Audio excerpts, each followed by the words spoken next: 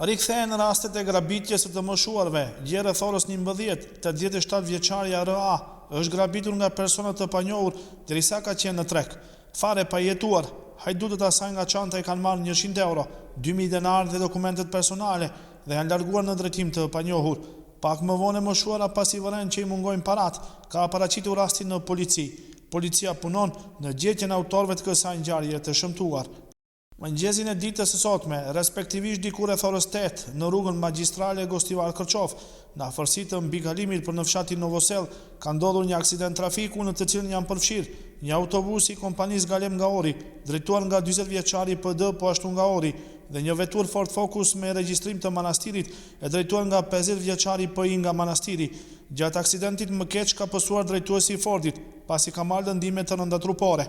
Ati pasi është dhënë ndihma e parë mjekësore në spitalin e Gostivarit, është dërguar për mjekim të mëtuqjeshëm në spitalin e Manastirit. Ekipe nga stacioni policor i Gostivarit kanë kryer ekspertizën në vendin e ngjarjes dhe po punojnë në zbardhjen e detajeve që quhen në aksident.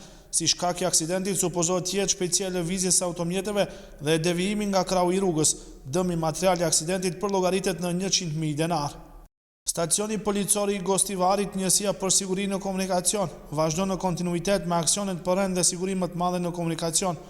Në aksionin e mbrëmshëm janë përfshirë 63 automjete që kryejnë transport publik të udhëtarëve.